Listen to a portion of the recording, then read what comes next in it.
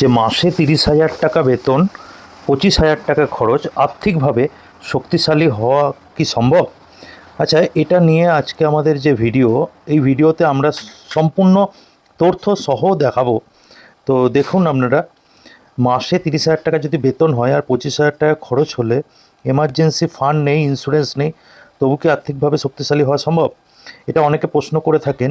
কিন্তু financial planning শুধুমাত্র তাদের জন্য যাদের মাসিক আয় ১ লক্ষ থেকে ২ লক্ষ বা তার বেশি। কিন্তু বাস্তবতা সম্পূর্ণ উল্টো। সীমিত আয়, বেশি দায়িত্ব এবং মাসের শেষে অল্প টাকা, এই পরিস্থিতিতেও সবচেয়ে বেশি দরকার একটি সঠিক ফিনান্সিয়াল ব্লুপ্রিন্ট। আমরা একটা চিত্রের মাধ্যমে যদি এটা দেখে নিই, তাহলে দেখব যে আমাদেরকে ৪টে জিনিস কিন্তু অবশ্যই করতে হবে। একটা হলো এমার্জেন্সি ফান্ড, টার্ম বা হেলথ ইন্স্যুরেন্স অবশ্যই নিতে হবে। উচ্চ সুদের ঋণ আগে শোধ করতে হবে, অর্থাৎ ব্যাংকে যদি আপনি ঋণ নেন, যদি পার্সোনাল ঋণ নেন, সেটাকে কিন্তু শোধ করতে হবে। নিয়মিত এসআইপি আপনাকে ইনভেস্টমেন্ট করতে হবে। যারা মিউচুয়াল ফান্ডে করেন, ইটিএফে করেন, তারা কিন্তু নিয়মিত করে যান। এবার আমরা ডিটেলসে যাব। এখানে আমরা যদি দেখি যে ধরুন আপনার মাসিক আয় ৩০,০০০ টাকা, বাড়ি ভাড়া, সংসারের খরচ, বাবা মার দায়িত্ব, ইএমআই, যাতায়াত, বিদ্যুৎ এবং মোবাইল বিল সব মিলিয়ে খরচ ২৫,০০০ টাকা মাসে হতে থাকে। মাত্র ৫,০০০ টাকা কিন্তু আপনার বাঁচছে, অর্থাৎ এটা নিয়ে আপনি সঞ্চয় করতে পারবেন। অনেকে ভাবেন এত অল্প টাকা দিয়ে আবার ভবিষ্যৎ গড়া যায়, কিন্তু সত্যি হলো ভবিষ্যৎ বড় অঙ্ক দিয়ে নয়, সঠিক অভ্যাস দিয়ে তৈরি হয়। আমরা এই ছবিটিতে দেখতে পাচ্ছি যে একজন খুব চিন্তিত, যিনি কিভাবে ৫,০০০ টাকায় করবেন সেটা আজকে আমরা দেখাবো। প্রথম ধাপ, এমার্জেন্সি ফান্ড কিন্তু আপনাকে তৈরি করতে হবে। শেয়ার বাজার বা মিউচুয়াল ফান্ডের পেছনে ছোটা নয়, আগে নিজেকে নিরাপদ করুন। প্রথমে ১০,০০০, তারপর ২৫,০০০, তারপর ধীরে ধীরে ৫০,০০০ প্লাস জমানোর চেষ্টা করুন। এই টাকা লাভের জন্য নয়, বরং জরুরি চিকিৎসা, চাকরি চলে যাওয়া, হঠাৎ কোনো বিপদের সময় ধার না করে পরিস্থিতি সামলানোর জন্য। এরপরে আমরা যে ধাপটা যাব, সেটা হলো খুবই গুরুত্বপূর্ণ। এই দিকটা কিন্তু আপনাকে ভেবে অবশ্যই নিতে হবে। আমরা এবার দেখি যে আপনার দ্বিতীয় যেটা ধাপ, সেটা হলো ইন্স্যুরেন্স। ইন্স্যুরেন্স হলো নিরাপত্তার ভিত্তি। অনেকেই বলেন এখন টাকা নেই, পরে করব, কিন্তু দুর্ঘটনা বা অসুস্থতা কখনো জানিয়ে আসে না। আমরা আরেকটাও জিনিস বলি, সুখ বলে আসে, দুঃখটা বলে আসে না। অর্থাৎ পারিবারিক দায়িত্ব যদি আপনার থাকে, টার্ম ইন্স্যুরেন্স নিন, কেননা আপনার চলে যাওয়ার পরে কিন্তু এই দায়িত্বকে নিতে হবে কিন্তু আপনার যারা থেকে যাচ্ছে তাদেরকে। অর্থাৎ টার্ম ইন্স্যুরেন্স থাকলে বড় অঙ্কের টাকা কিন্তু আপনারা পেতে পারবেন। এছাড়া শারীরিক অসুস্থতার জন্য কিন্তু হেলথ ইন্স্যুরেন্স আপনাকে নিতে হবে। অর্থাৎ কোনোভাবে যদি আপনার এমার্জেন্সি মেডিকেল হয়, তাহলে কিন্তু সেক্ষেত্রে জমানো টাকা থেকে চলে না যায়, তার জন্য ইন্স্যুরেন্স নিতে পারেন। এর জন্য ভালো প্রতিষ্ঠান কিছু কিছু আছে, সেগুলো আপনারা অবশ্যই দেখে নেবেন। এরপরে হচ্ছে অনেকই ইন্স্যুরেন্স প্ল্যান এসছে, যেগুলো হচ্ছে আপনারা ফেরতও পাবেন এবং সারা জীবনের জন্য ইন্স্যুরেন্স থাকে। যেমন ১০০ বছর অবধি পিএনবি মেটলাইফও এরকম প্ল্যান দিয়ে থাকেন। আপনারা দেখে নেবেন, আমরা এই বিষয়ে আপনাদের সাহায্য করতে পারবো। ইনভেস্টমেন্ট আপনাকে ধনী করতে পারে, কিন্তু ইন্স্যুরেন্স আপনার পরিবারকে আর্থিক বিপর্যয় থেকে কিন্তু বাঁচাবে। এটাকে কিন্তু মনে রাখা খুবই জরুরি। এরপরে যেটা আমরা আসবো, উচ্চ সুদের ঋণ আগে কমান। যদি ক্রেডিট কার্ডের বকেয়া বা পার্সোনাল লোন থাকে, তাহলে আগে সেটা কমান। একদিকে ইনভেস্টমেন্ট, অন্যদিকে উচ্চ সুদের ঋণ। এটা অনেকটা ফুটো বালতি জল ভরার মতো কিন্তু আপনার কাছে হতে পারে। কেননা আপনি যেটা ইনভেস্টমেন্ট করে যেটুকু আয় করছেন, 8%, 9% এবং মিউচুয়াল ফান্ড থেকে, সেটা কিন্তু আপনার এইভাবে ঋণ দিতে গিয়ে, পার্সোনাল লোন দিতে গিয়ে সেটা কিন্তু চলে যাচ্ছে। অর্থাৎ একটা কথা মনে রাখবেন, যে আপনার যেটা প্রয়োজনীয় দরকার সেটাই কিনুন, যেটা আছে সেটার উপর বিনিয়োগ করবেন না। যেমন একটা উদাহরণ সহ বুঝতে পারি, আপনার একটা ফোন আছে, কিন্তু আপনার ইচ্ছা হলো যে আইফোন কেনার, কিন্তু এই ইচ্ছাটার জন্য আপনি লোন নিয়ে ইএমআই দিয়ে কখনোই কিনবেন না, এবং সেটাকে শোধ করতে গিয়ে দেখা হতে পারে যে আপনার অন্য ফান্ডে কিন্তু টান পড়বে।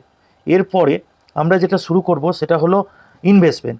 ভিত মজবুত হলে নিয়মিত বিনিয়োগ শুরু করুন। অঙ্ক বড় হওয়া জরুরি নয়, ৫০০ টাকা, ১,০০০ টাকা দিয়েও কিন্তু আপনি বিনিয়োগ করতে পারবেন। বিনিয়োগ আসলে শক্তির টাকা, অঙ্কে নয়, ধারাবাহিকভাবে। এটাকে কিন্তু আপনাকে মনে রাখতে হবে। আমরা একটা হিসাব দেখিয়েছিলাম, যদি ১০০ টাকা করে কেউ ২৫ বছর বিনিয়োগ করে এবং গোল্ড সিলভারে ইটিএফ করে, তাহলে কিন্তু তারপরে ২৫ বছর পরে তার পরিবার ১ কোটি টাকা পেতে পারেন। এটা হচ্ছে কম্পাউন্ড ইন্টারেস্টের জাদু। এই সম্বন্ধে আমরা ধারাবাহিকভাবে বলেছি, আমাদের যে টিম আছে তারাও আপনাকে দেখাতে পারে। এর পরের ধাপটা হলো, শুধু খরচ কমালেই হবে না, ইনকামও বাড়ান, নিজের ওপর বিনিয়োগ করুন। কারণ আপনি যেটা করছেন সেটা দিয়ে কিন্তু যথেষ্ট হবে না। মানে হচ্ছে দুসরা ইনকাম, আরেকটা ইনকামের পথ কিন্তু আপনি খোলা রাখুন। এর জন্য নতুন স্কিল শিখুন, ফ্রিল্যান্সার করুন, পার্ট টাইম কাজ করুন, কেরিয়ার গ্রোথের দিকে নজর দিন। আমি এমন অনেকজনকে দেখেছি যে তিনি নিজে কাজ করার পর বাড়িতে এসে টিউশনি করছেন, অর্থাৎ তিনি ফ্রি যদি কিছু জানেন সেটাকে কিন্তু সেবা দিয়ে অনলাইনের মাধ্যমে ইনকাম করছেন। এগুলোকে কিন্তু আপনারা করতে পারেন, কেননা এটা করলে আপনার ফিনান্সিয়াল স্টেবিলিটিটা অনেকটাই বাড়ে। এরপরে আপনাকে একটা কথা মনে রাখতে হবে যে আপনি যে ইনকাম করছেন সেটা কিন্তু ধীরে ধীরে বাড়িয়ে যেতে হবে, অর্থাৎ আজ যে খরচটা হচ্ছে আপনার, কাল কিন্তু তার থেকে বেশি খরচ হবে। এটা হচ্ছে ইনফ্লেশন এবং ডি ইনফ্লেশনের ব্যাপার। সর্বদাই আপনাকে মনে রাখতে হবে এমার্জেন্সি ফান্ড ছাড়া ব্যাংক আর পোস্ট অফিসের ওপর বেশি নির্ভর করলে কিন্তু আপনার টাকাটা আস্তে আস্তে কমের দিকে যাবে। এই আমরা ইনফ্লেশন ব্যাপারটা সকলেই জানি, কিন্তু ডি ইনফ্লেশন ব্যাপারটা কিন্তু অনেকেই আমরা জানি না। এরপর আমরা 6 নম্বরে যদি যাই, স্যালারি আপনার বাড়লেও লাইফস্টাইল কিন্তু সঙ্গে সঙ্গে বাড়াবেন না, সেভিং বাড়ান। প্রমোশন পেলেই নতুন ফোন, নতুন গাড়ি, নতুন ইএমআই এগুলো কিন্তু করবেন না। এগুলো বাড়ানো মানে আপনার জরুরি অবস্থাকে ডেকে আনা। চেষ্টা করুন বেতন বাড়লে তার অন্তত 50% ভবিষ্যতের জন্য কিন্তু রেখে দিন, অর্থাৎ আপনার জমানো টাকাই কিন্তু ভবিষ্যতে আপনার স্বপ্নগুলোকে বাস্তবায়িত করবে। এটা কিন্তু খুব দেখা দরকার যে আপনার এক্সেস মানি জমছে কিনা। ভবিষ্যতে আজকের যে 1 লাখ টাকা সেটা কিন্তু 10 বছর পর 50,000 টাকার সমান। এই বিষয়ে আমরা ডিটেলস যদি আমাদের কাছে জানতে চান তাহলে আমরা আমাদের টিম দ্বারা, সিন্ধুক দ্বারা কিন্তু আপনাকে সাহায্য করতে পারবো। সোশ্যাল মিডিয়াকে দেখে নিজের জীবন বিচার করবেন না, অর্থাৎ আপনি ইউটিউব, ইনস্টাগ্রাম এবং ফেসবুকে বিভিন্ন ভিডিও দেওয়া থাকে যে আজকে এই নিয়োগ করুন, কালকে ওইটা পাবেন। এরকম কিন্তু দেখার আগে দেখে নেবেন সেটা গভর্নমেন্ট অনুমোদন করে কিনা, এবং সেটা সম্বন্ধে ডিটেলস জানুন। খুব তাড়াতাড়িভাবে কিন্তু টাকাটা বাড়ানো সম্ভব না, এবং যেটাই করবেন সেটা উপযুক্ত পরামর্শ নিয়ে করুন, এবং দেখুন যিনি পরামর্শ দিচ্ছেন তিনি আইনত সরকার দ্বারা নিবন্ধিতকৃত নাকি। মানুষ দেখায় নতুন গাড়ি, বিদেশ ভ্রমণ, নতুন ফ্ল্যাট, কিন্তু দেখায় না ক্রেডিট কার্ডের বকেয়া, লোনের চাপ, আর্থিক দুশ্চিন্তা। তাই নিজের তুলনা করুন গত বছরের নিজের সঙ্গে, অর্থাৎ গত বছর আপনি কোন জায়গায় ছিলেন, এখন কোন জায়গায় আছেন। এইগুলো কিন্তু আপনাকে খুব ভালোভাবে চিন্তা করতে হবে। আজ এমার্জেন্সি ফান্ড নেই, 1 বছর পরে থাকবে। আজ ইনভেস্টমেন্ট নেই, কয়েক বছর পরে পোর্টফোলিও হবে। আজ আয় 30,000 টাকা, আগামী 5-10 বছরে তা দ্বিগুণও হতে পারে যদি আপনি নিজের দক্ষতায় নিয়মিত বিনিয়োগ করুন। তাহলে কিন্তু আপনি এই গোলগুলোকে সঙ্গে সঙ্গে অ্যাচিভ করতে না পারলেও ভবিষ্যতে অ্যাচিভ করতে পারবেন। অর্থাৎ আমরা আজকে যেটা বললাম সেটা কিন্তু মনে রাখার জন্য খুবই জরুরি যে আর্থিকভাবে সফল হওয়ার জন্য প্রথম দিনেই বড় টাকা দরকার হয় না, দরকার পরিষ্কার পরিকল্পনা, নিয়মিত অভ্যাস, ধৈর্য। কারণ ভবিষ্যৎ একদিনে বদলায় না, ভবিষ্যৎ বদলাতে শুরু করে সেদিন থেকেই যেদিন একজন সাধারণ মানুষ সীমিত আয় নিয়েও সিদ্ধান্ত নেন।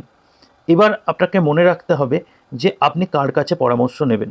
আমরা আপনাকে সঠিক পরামর্শ দেওয়ার জন্য প্রতিশ্রুতিবদ্ধ। আমরা যে এখানটায় ওয়েবসাইটটা দিয়েছি www.sinduk.com, 9832773806, যে কোনো পরিকল্পনার জন্য আপনি আমাদের সাথে যোগাযোগ করুন। নিশ্চিত থাকুন আমরা সঠিক পরামর্শ আপনাকে দিতে পারবো।